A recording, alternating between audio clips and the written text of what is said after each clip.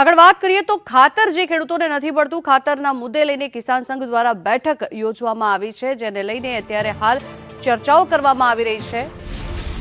15% profit થતો હોય છે। હવે જ્યારે એનું ઉત્પાદન ઘટશે ખાતર નહીં મળવાના અભાવે તો એનું નુકસાન કોણ ભરપાઈ કરશે? એનું તો કોઈ સર્વે થતું હોતું નથી। એટલે જ્યારે એના સમયસરના ઇનપુટ્સ ખેડૂતને મળવા જોઈએ। ક્યાંક અત્યારે વીજ કંપનીમાં પણ એવો એક વિષય હમણાં જ ગઈકાલે ધ્યાનમાં આવ્યો છે કે મહીસાગર જિલ્લાની અંદર પણ ક્યાંક વરસાદ ખેંચાવાથી જ્યાં ડાંગર પકવતા ખેડૂતોની ડિમાન્ડ છે કે ભાઈ 10 કલાક વીજળી મળે, તો એ દિશા તરફ પણ સરકારે વિચારવું જોઈએ। 10 કલાક વીજળી ના મળવાથી અથવા પાણી ઓછું મળવાથી ખેડૂતની જે ઉત્પાદન કોસ્ટ ઓછી આવશે, એના માટે જવાબદાર કોણ? એટલે આપણા માધ્યમથી સરકાર અને સમાજ બંનેને ફરી વિનંતી છે કે બંને ખેડૂતની વારે આવે તો જ સરદાર સાહેબનો જે સૂત્ર હતું વિના સહકાર નહીં ઉદ્ધાર, એના આપણે ફરીભૂત કરી શકશું।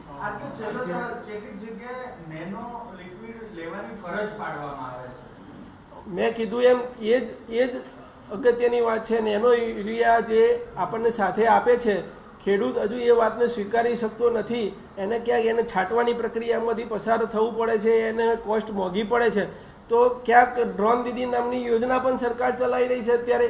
અત્યારે આવશ્યકતા છે યુરિયાનો છંટકાવ કરવાની, પણ અત્યારે આવશ્યકતા છે। તો ડ્રોન દીદી યોજનાના અંતર્ગત સામૂહિક છંટકાવ કરવાની પ્રક્રિયા કેમ અત્યારે હાથ ધરાતી નથી?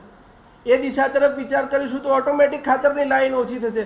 એટલે યોગ્ય સંકલન, યોગ્ય ટાઈમે યોગ્ય નિર્ણય લેવાનો અભાવ અત્યારે દેખાઈ રહેતો હોય એવું લાગે છે।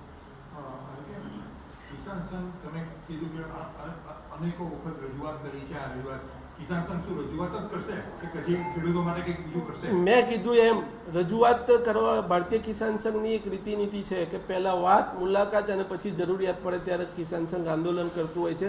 વાત અને મુલાકાતનો પિરિયડ બંધ થયો છે।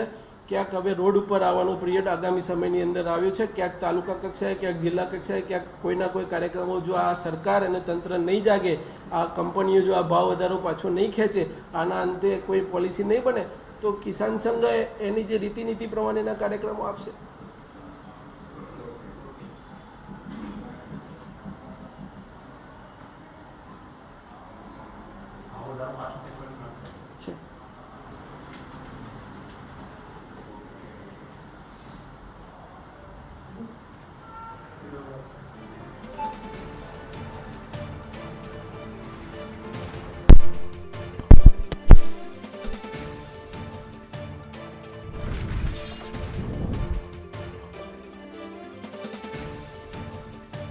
નુકસાન થઈ રહ્યું છે, ત્યારે સમયસર ખાતરની અછતને લઈ કિસાન સંઘને સૌથી મોટી અત્યારે ચિંતા જોવા મળી રહી છે।